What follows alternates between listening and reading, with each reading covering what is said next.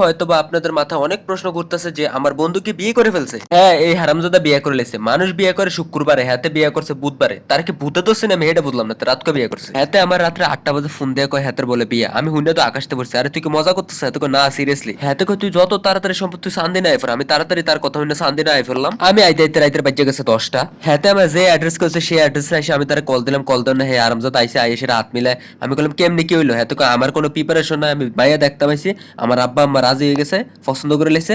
এনেই ঘটনা কাহিনী হয়ে গেছে কি আমি কই আরে তুই ইনমিন করে এলিছস। আজকের দিনটা এত সাথে আমার লাস্ট ঘোরাঘুরি হইব, এই জন্য আমরা একটু ঘুরতেছিলাম রাস্তায়, কারণ আগামী দিন থেকে সে ব্যারিড লাইফে পার দিবে, তখন তারে পাওয়াটাও আসলে খুব টাফ হয়ে যাবে সামনের দিকে। একটু পরে হাতের বিয়ে, হাতে বিয়ের প্রস্তুতি নেবো। এই না হাতে আমরা ঘুরতেছে, আমরা ঘুরতেছে আড্ডা মারতে চা খাই। এরপর দেখলাম আমার বন্ধু অনেক শর্মায়, তো শরমটারও খেমা দিয়ে ল যায় যাই। তো বাবির বাড়িতে গেলাম, বাবির বাড়িতে যাই দিয়ে বাবির মেহেন্দি দিয়ে আইকা লাইতেছে। বাবির খালতো বোন বাবির মেহেন্দি দিছে, মেহেন্দি দিতে হেবড়ে হুইতা লাইছে। এটা যেহেতু অ্যারেঞ্জ ম্যারেজ, তাই তাদের কোনো প্রস্তুতি নাই, মানে হুট হাট করে আসলে বিয়েটা হয়ে যাচ্ছে।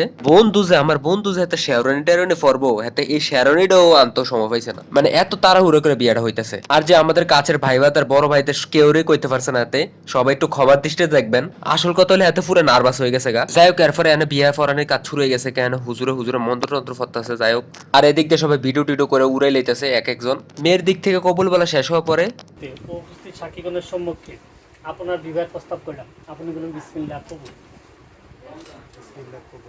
আরেকবার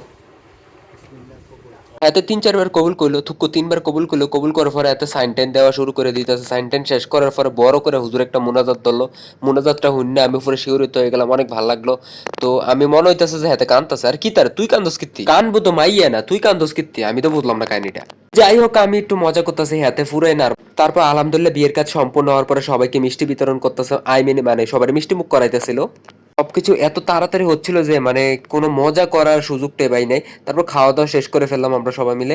যাই হোক, আলহামদুলিল্লাহ এতটা অল্প সময়ের ভিতরে অনেক কিছু আয়োজন করছিল। আর এই কাকার খানা দেখে আমি পুরো শিহরিত। কাকা দিয়ে মিশন করা আছে, ভালোই খাইতেছে। আমি কই কাকা টানো টানো, তোমরা সমান থাকতে আমরা একটা আস্তা গরু হয়ে লিতাম। আরে মিয়া গরু মরু বাদ দেন, তার আগে মিষ্টি মুখ করালো। তার বিয়ে আইজ্জা বুঝছেন না, তার মিষ্টি মুখ টিষ্টি মুখ করালাম, তে আমার মিষ্টি মুখ করাইলো। মিষ্টি মুখ করা শেষ হওয়ার পরে বন্ধুর বউকে বন্ধুর হাতে তুলে দিল। এই মুহূর্তটা আমার কাছে অনেক বেশি ভালো লাগে। বন্ধু বান্ধব বিয়ে শাদী করলে আমার কাছে বেশি ভালো লাগে। শেষ বিদের বেলায় একটু কান্দাকান্দি চলতেছে। তো যাই হোক, হাতের বিয়া দেখে আবার আপনারা আমার গুতা দিন না যে তুমি বিয়া করো না কিরে। আমি বিয়া করতে করতে হেচ্চরা হয়ে যাবো।